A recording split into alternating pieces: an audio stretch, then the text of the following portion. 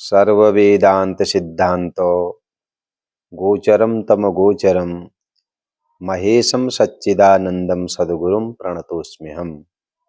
सरस्वती नमस्तुभ्यं वरदे कामरूपिणी विद्यारंभं करिष्यामि सिद्धिर्भवतु मे सदा। नमस्कार, मेरे YouTube channel doctor Gopal Krishna Joshi में आपका हार्दिक अभिनंदन एवं स्वागत है। बसंत पंचमी का पावन अवसर आने वाला है और माँ भारती की कृपा से ही हमारे मुख से निकलने वाले शब्द ही हमें अभिव्यक्त करते हैं और शब्द की शून्यता के कारण ये संसार शून्य हो जाता है। और शब्द की महिमा का वर्णन करने वाला जो पर्व है वही श्री पंचमी या बसंत पंचमी है। यूँ तो भारतवर्ष में प्रत्येक पर्व बड़े उत्साह के साथ मनाया जाता है और उत्तरायण में आयोजित होने वाला माघ शुक्ल पक्ष पंचमी को मनाए जाने वाला बसंत पंचमी का पर्व समग्र राष्ट्र बड़े उत्साह और उल्लास के साथ आयोजित करता है। और इसके पीछे भी बहुत बड़ा विज्ञान और बड़ा सामाजिक चिंतन छिपा हुआ है। परमात्मा अपनी इच्छा के अनुसार ही सृष्टि को प्रकट करते हैं, लेकिन शब्द शून्यता के कारण परमात्मा को भी सृष्टि में अधूरापन लगता है। तब एक ही परमात्मा 5 रूप में विभक्त हो जाता है। साच शक्ति ही सृष्टि काले पंचधा चेश्वरेच्छया राधा पद्मा च सावित्री दुर्गा देवी सरस्वती। ब्रह्म वैवर्त पुराण में ऐसा वर्णन आता है। और परमात्मा के श्रीकंठ से माँ सरस्वती का प्रागट्य हुआ। वागधिष्ठात्रिया देवी शास्त्र ज्ञान प्रदा सदा कृष्ण कंठोद्भवासा च या च देवी सरस्वती। तो माँ सरस्वती सत्वगुण संपन्न है। वाक, वाणी, गिरा, भाषा, शारदा, ब्राह्मी, वागीश्वरी और वाग्देवता आदि विभिन्न नामों से उन्हें जाना जाता है। वाणी के प्रभाव व प्रकाश से ही प्राणी मात्र अपने आप को अभिव्यक्त कर सकता है। इसीलिए यह तिथि वागीश्वरी जयंती नाम से भी प्रतिष्ठित है। बसंत पंचमी की इस पावन तिथि को श्री पंचमी नाम से भी जाना जाता है। वस्तुतः संसार श्री एवं सरस्वती के बिना शून्य है और वश धातु निवास करने के अर्थ में भी। यद्यपि बसंत पंचमी में सामान्य अवधारणा ये प्रचलित है कि बसंत ऋतु का आगमन होता है, इसलिए हम इस पर्व को बसंत पंचमी कहते हैं। यदि हम जो हिंदी महीनों की परंपरा में देखें तो बसंत पंचमी या बसंत ऋतु तो चैत्र और वैशाख को माना जाता है, लेकिन यहाँ पर वसंत शब्द जो है वस निवासी धातु से निष्पन्न है ऐसा प्रतीत होता है।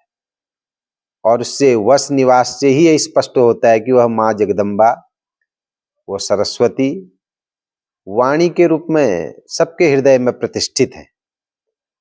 और पंचमी की वो प्रागट्य की तिथि है, तो इसलिए उसे वसंत पंचमी इसलिए भी इस नाम से जाना जाता है। और प्रकृति भी वासंतिक स्वरूप को धारण कर लेती है और हमारी जो ऋतुएं हैं शीतकाल को छोड़ करके बसंत की ओर अग्रसर होती हैं।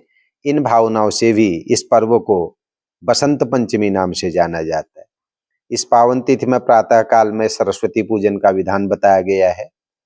कलश स्थापन सहित विद्वान ब्राह्मणों के द्वारा या स्वयं प्रत्येक व्यक्ति को माँ शारदा का पूजन करना चाहिए। पूजन वैयक्तिक रूप से यदि किया जाए तो वह और उत्तम बताया गया है। यद्यपि आजकल तो सारी पूजाएं पंडालों में भी होने लगी हैं, सार्वजनिक रूप से भी होने लगी हैं, लेकिन सरस्वती पूजन का एकांत में ही अधिक महत्व बताया गया है, क्योंकि आराधना व पूजन एकांत भाव से करना और अधिक महत्वपूर्ण है। तो इस प्रकार सरस्वती सत्वगुण संपन्न है, इसलिए सफेद रंग की वस्तुएं उन्हें अधिक प्रिय हैं। दूध, दही, मक्खन, गन्ना, श्वेत चंदन, श्वेत तिल, शर्करा, तंडुल और घृत ये माँ सरस्वती को चढ़ाए जाते हैं। और अपनी योग्यता के अनुसार और सामर्थ्य के अनुसार माँ सरस्वती का पूजन करना चाहिए। माँ की कृपा से ही हमें इस वाणी की प्राप्ति हुई है। और सबसे बड़ी पूजा है कि परमात्मा ने जो वाणी हमें प्रदान की है, उस वाणी के द्वारा परमात्मा के नामों का कीर्तन करना, यही सर्वश्रेष्ठ भक्ति है। बहुत पूजा विधान यदि नहीं भी होता है तो एक दिव्य मंत्र से माँ के चरणों में अपना प्रणाम अर्पित करना चाहिए। वीणाधरे विपुल मंगल दानशीले भक्तार्तिनाशनि विरंचि हरीश वंदे कीर्तिप्रदेखिल मनोरथ दे महारहे विद्या प्रदायिनि सरस्वती नौमि नित्यम। सरस्वती महाभागे विद्ये कमललोचने विद्यारूपे विशालाक्षी विद्याम देहि नमोस्तुते। सर्वश्रेष्ठ भक्ति है प्रणाम। अहंकार का त्याग करके अपने शब्द की, जो माँ की कृपा से जो शब्द हमें प्राप्त है, उन शब्दों को माँ के चरणों में समर्पित करना। और माँ सरस्वती का एक मंत्र भी है, ओम श्रीं ह्रीं सरस्वती स्वाहा, इसके जप का भी विधान बताया गया है। साथ ही साथ माँ सरस्वती के 12 नामावली, इसका उच्चारण जरूर करना चाहिए, बहुत सरल श्लोकों में है। प्रथमम भारती नामो द्वितीयम च सरस्वती तृतीयम शारदा देवी चतुर्थम हंसवाहिनी पंचमं जगति ख्याता षष्ठं बागेश्वरी तथा सप्तमं कुमुदी प्रोक्ता अष्टम ब्रह्मचारिणी नवमं बुद्धिदात्री च दशमं वरदायिनी एकादशं चंद्रकांति द्वादशं भुवनेश्वरी द्वादशैतानि नामानि त्रिसंध्यं यः पठेन्नरः जिह्वाग्रे वसते नित्यं ब्रह्मरूपा सरस्वती। तो इस प्रकार माँ सरस्वती के चरणों में अपना प्रणाम अर्पित करना चाहिए। और हमारे क्षेत्र में तो ये भी एक प्रचलन है कि माँ का प्रागट्य दिवस है सरस्वती का, इसलिए इस दिन विद्यारंभ भी किया जाता है। माघस्य शुक्ल पंचम्याम विद्यारंभ दिने पिच। तो इस प्रकार प्रारंभ प्रातः काल में अपने अपने बच्चों का विद्यारंभ संस्कार भी लोग संपन्न करते हैं। और हम लेखनी का भी पूजन करते हैं। लेखनी निर्मिता पूर्वम ब्रह्मणा परमेष्ठिना लोकानाम च हितार्थाय तस्मात्ताम पूजयाम्यहम्। और हमारी संस्कृति इतनी महान रही है, जिस स्याही से हम लिखते हैं उसकी स्याही की दवात के पूजन का भी यहाँ पर संकल्प है। कालिके त्वं जगन्मातर मषि रूपेण वर्तसे उत्पन्ना त्वं च लोकानां व्यवहार प्रसिद्धये। इस प्रकार जो है लेखनी और स्याही का भी पूजन किया जाता है। साथ ही साथ प्रार्थना की जाती है, शास्त्राणाम व्यवहाराणाम विद्यानाम आपनुयाद्यतः अतस्त्वाम पूजिष्यामि मम हस्ते स्थिरा भव। तो ये बहुत विशेष तिथि है। और ऐसा भी वर्णन आता है कि माँ सरस्वती ने व्यास जी को आज ही के दिन में रामायण पढ़ने का भी संदेश दिया था। पठ रामायणम व्यास काव्य बीजम सनातनम यत्र रामचरितम स्यात् तदहम तत्र शक्तिमान। तो इसलिए इस पावन तिथि में विद्वान कविगण काव्य पाठ भी करते हैं और कथावाचक लोग व्यास जी का भी पूजन करते हैं, शारदा जी का भी पूजन करते हैं। और तुलसीदास जी ने भी गंगा और सरस्वती को एक समान पवित्र मानते हुए बताया है, पुनि बंदहु शारद सुर सरिता जुगल पुनीत मनोहर चरिता मज्जन पान पाप हर एका कहत सुनत एक हर अविवेका। तो इस प्रकार तुलसीदास जी ने भी सरस्वती वंदन का मंतव्य स्पष्ट किया है। और हमारे कुमाऊं क्षेत्र में तो इसको विशेष रूप से मनाया जाता है।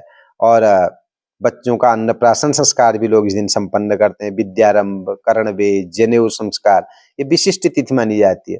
और बालिकाओं के कर्णच्छेदन और नाकछेदन भी आज की तिथि में किया जाता है। और जौ के द्वारा माँ का पूजन होता है। जौ के सुंदर पौधों और पत्तियों के द्वारा सरस्वती का मंडप बनाया जाता है और जौ के पत्र गणेश जी में सरस्वती में अर्पित किए जाते हैं। साथ ही साथ गोबर के द्वारा उन जौ के पेड़ों को देहलियों में भी संयोजित किया जाता है, लगाया जाता है।